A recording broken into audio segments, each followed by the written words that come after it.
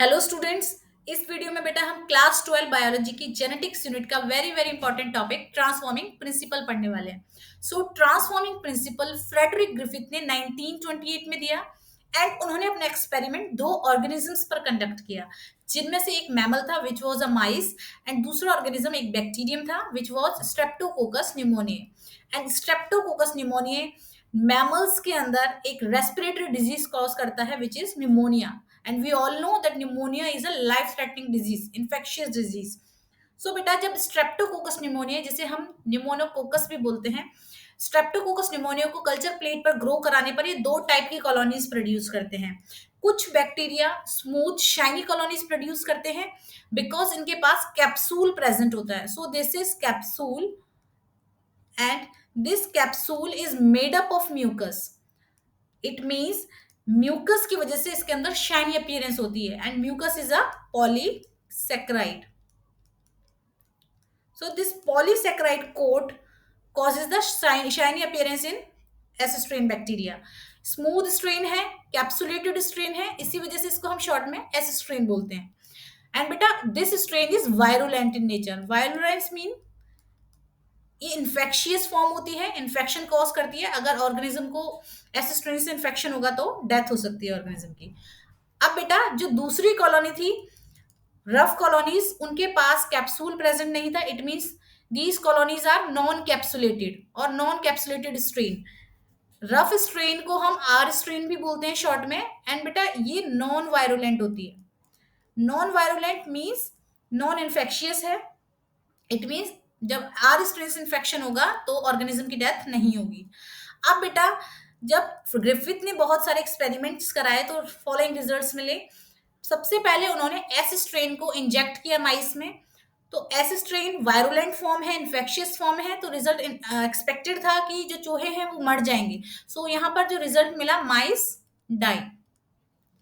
After that he injected R strain into the mice. यहाँ पर भी रिजल्ट एक्सपेक्टेड था क्योंकि R strain a virulent form है, नॉन इन्फेक्शियस फॉर्म है। So mice live.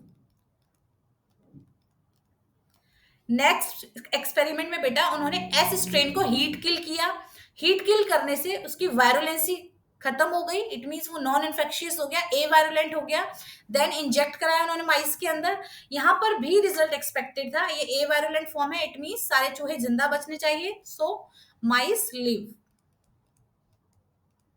अब बेटा लास्ट एक्सपेरिमेंट उन्होंने एक मिक्सचर लिया हीट किल्ड एस स्ट्रेन और लाइव आर स्ट्रेन का। दोनों ही फॉर्म ए वायरुलेंट है, हीट किल भी ए वायरुलेंट है एंड आर स्ट्रेन भी ए वायरुलेंट है।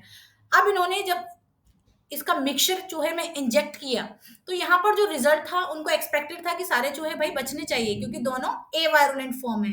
बट रिजल्ट जो था वो अनएक्सपेक्टेड मिला, सारे चूहे मर गए, माइस डाई। ये जो रिजल्ट था लास्ट एक्सपेरिमेंट में ये अनएक्सपेक्टेड था। तो ग्रिफिथ ने लास्ट वाले जो माइस थे उनको स्टडी किया, उनकी एनाटॉमिकल स्टडी की एंड यहाँ पर उन्हें बेटा लाइव एस स्ट्रेन मिला जो कि उनके एक्सपेरिमेंट में कहीं प्रेजेंट ही नहीं था। यहाँ पे कहीं लाइव एस स्ट्रेन नहीं था बट फिर भी उन्हें लाइव एस स्ट्रेन मिला।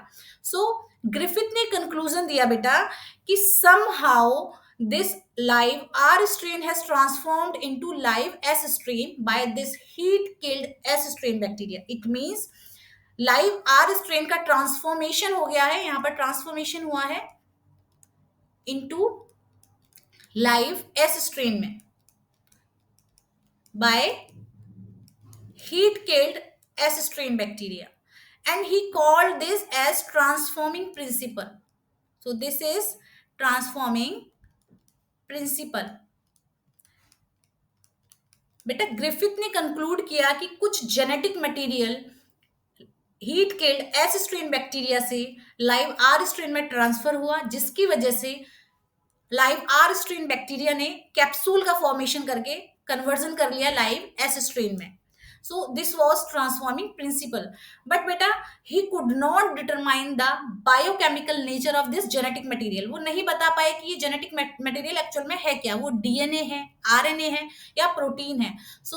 ही could not determine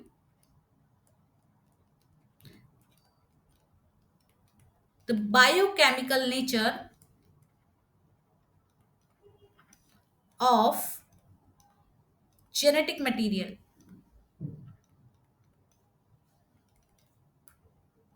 So this is all about transforming principle.